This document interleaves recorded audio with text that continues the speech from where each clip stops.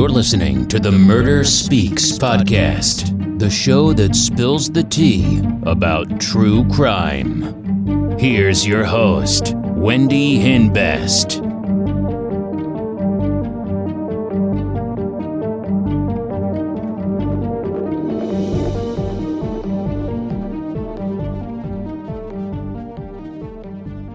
Hey, welcome back to Murder Speaks. I hope everyone's having a great week. So today's real crime story is about 19-year-old Devon Guzman of Easton, Pennsylvania.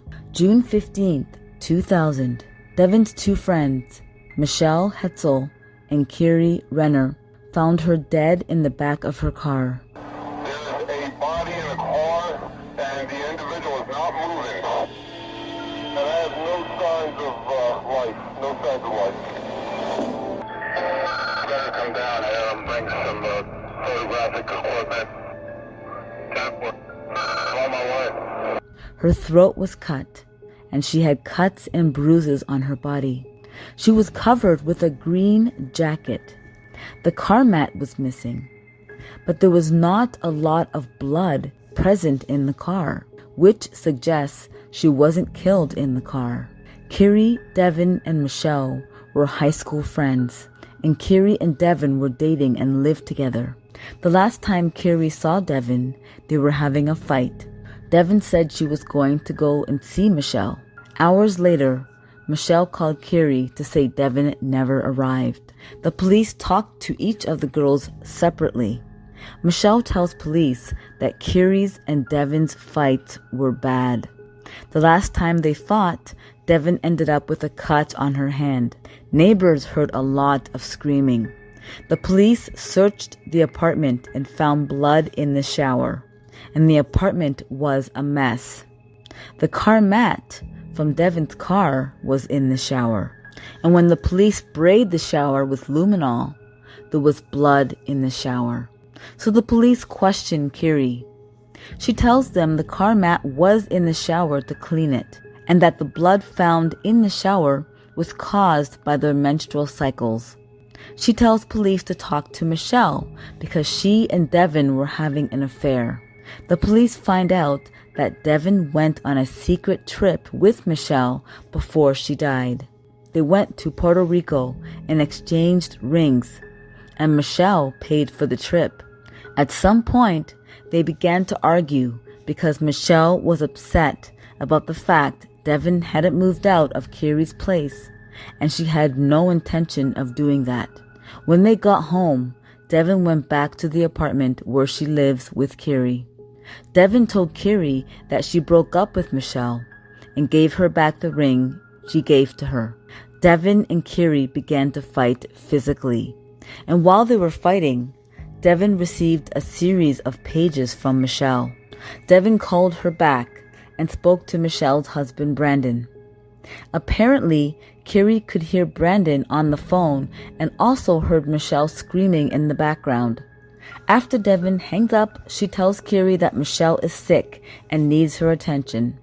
So Kiri went to Michelle's house with her. When they got there, Kiri stayed in the car while Devon went to the door. Brandon tells Devon that Kiri has to leave because Michelle didn't want her there. So they left and Devon dropped Kiri at their apartment. Then she went back to Michelle's place. At around 12:45 a.m., over an hour later, Kiri received a call from Michelle that Devon never showed up. At 2:30 a.m., Michelle and Brandon arrive at Kiri's place. Michelle tells Kiri to call the police. But Kiri didn't want to call the police because apparently Devon has left before, but she always returned. Kiri ended up calling the police and reporting Devon as a missing person. Then Michelle left Kiri's place at around 6:30 a.m. and returned later that morning with some food and suggested that she and Kiri drive around looking for Devon. While they were looking, Michelle suggested they look in Canal Park. Apparently, Michelle and Devon went there together. That's where they found Devon's car, and Devon was inside the car deceased. The police get a tip from the public that several months before Devon was murdered, Michelle offered a guy some money to kill Devon. When police question Michelle, she tells them that she and Devon are just friends and that she is happily married to Brandon Bloss. The police search Michelle's and Brandon's home and car, and they find a pair of Michelle's jeans soaking in the washing machine.